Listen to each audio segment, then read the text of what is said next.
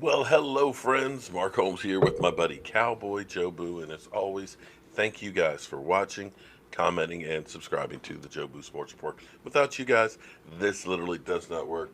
Let's get open for business and let's wake up the football gods up here this morning. Here we are, guys, 78 days, 12 hours, 14 minutes, and 30 seconds away from kickoff of the 2019 season. And this is hold your breath time that you pray that nothing goes wrong with any of your players, that nobody gets hurt, nobody gets in trouble. And of course, this weekend, it's Cowboys take over Vegas. Our Father who art in heaven, hallowed be. Okay, I'm sorry. Any of you that are going, love to see some footage and stuff on there. Try and look out for our Cowboy players. Try and make sure they stay out of trouble, please. We got enough people that the NFL is looking into right now. I don't want any more. So here we sit. Like I said, this is the time that you pray that nothing happens. We've had so many good things that have happened this offseason, and one of the ones that might be one of the biggest may be Randall Cobb. One of the things you have to understand is an attitude and a desire makes all the difference in the world. When a guy doesn't want to be someplace, you can kind of tell. Amari Cooper had checked out in Oakland. He could see the writing on the wall. He could see that things just are amiss. This is just not a well run organization. I don't want to be here. And that reflected on his play on the field. You could see the difference when he came to Dallas, how he was energized, how much he loved being here, and how hard he worked to try and get better, and how he continued to get better. And that's Randall Cobb. Randall Cobb at NFL Honors went up to Dak Prescott. Didn't go to Jason Garrett. He went to Dak and said, Dak, come get me. I want to be there. And this is a guy who had Aaron frickin' Rodgers throwing the football to him. Now, I loved Cole Beasley.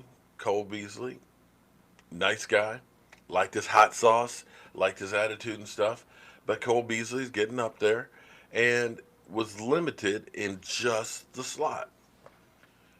If Randall Cobb can stay healthy, Randall Cobb, along with Amari Cooper, and if Michael Gallup takes another steps, you can look and say that this wide receiver core is a far cry from last year's group of guys to one of the better complete wide receiving cores with Jason Witten in there as well.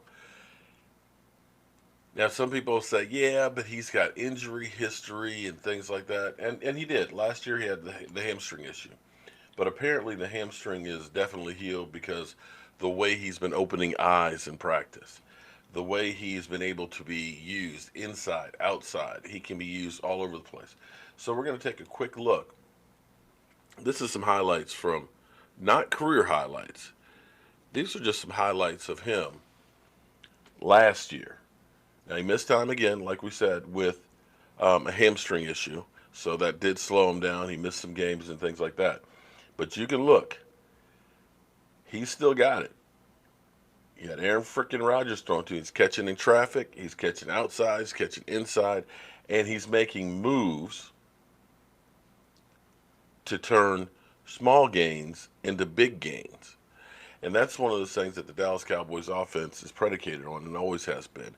Giving the guy the ball in space where they can make a move, where they can go ahead and hopefully in the slot, perfect timing, in stride, catch the ball, and then they go through and have a big gain afterwards. So looking at him, he may end up being one of the best acquisitions we have on offense. And I got to tell you, I love the attitude of him. He wants to be here. And make no mistake, that can be the difference between winning and losing. Now, for our Cowboys, the two things that if we can improve, just two things, we can be Super Bowl champions. One of those is the red zone offense.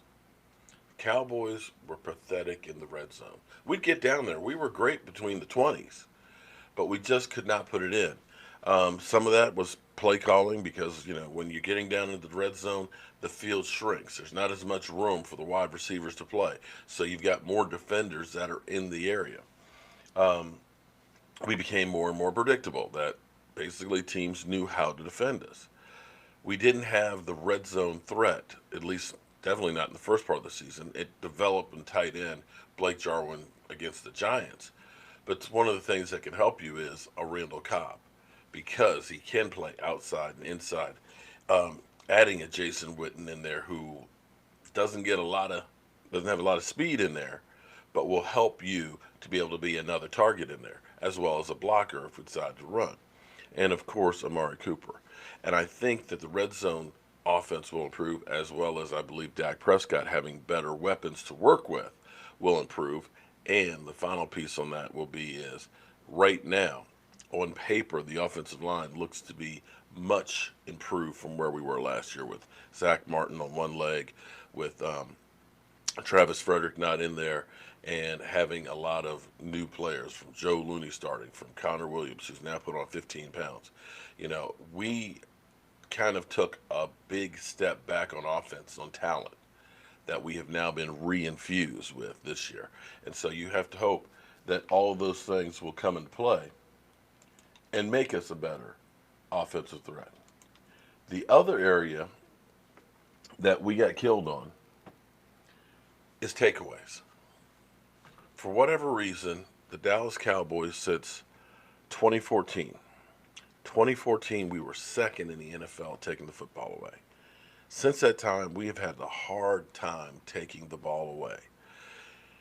Turnovers are key. It gives your offense an extra opportunity to score. It can be a 14-point swing if it goes to the house. Team's in a red zone. Boom, bet the score. You take it away. We go down and score. It's 14 points.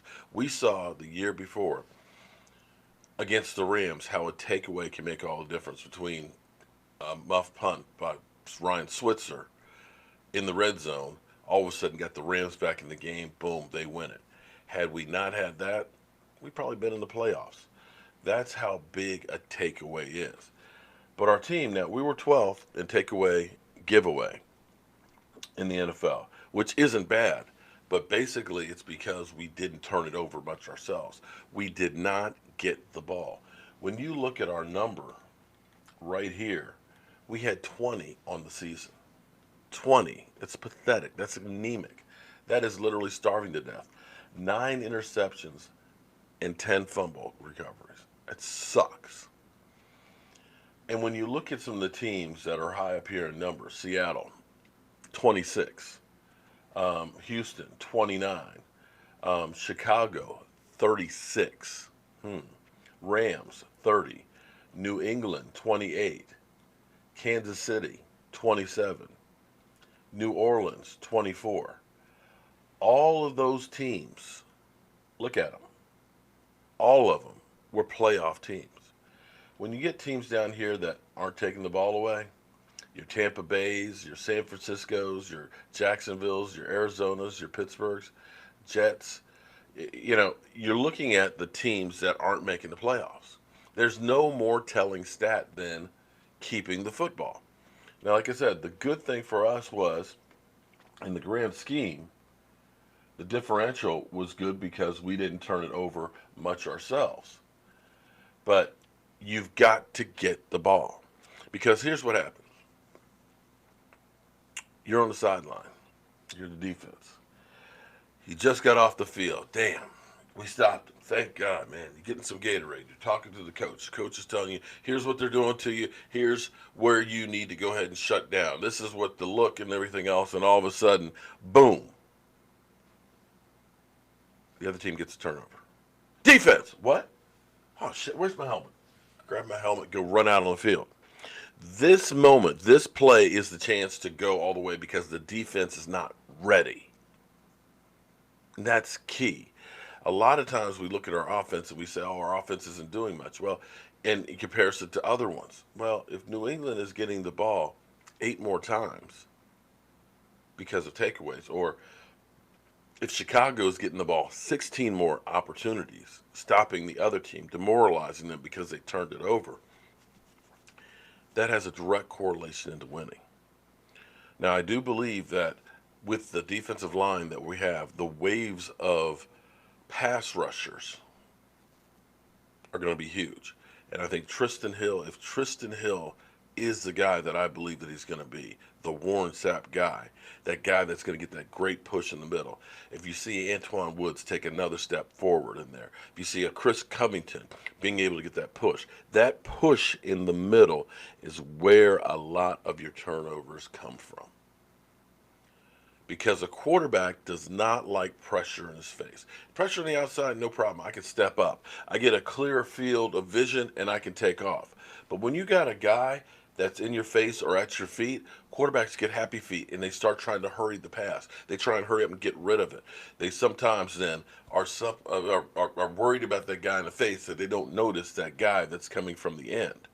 And you get the strip sack, or you get the hurry pass that gets tipped at the line because that guy's in the face.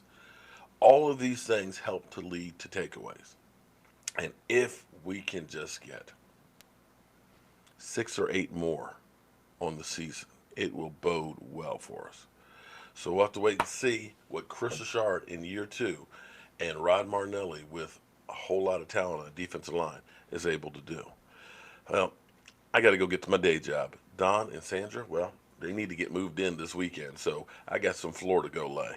I'm Mark Holmes, and I'll see you guys soon.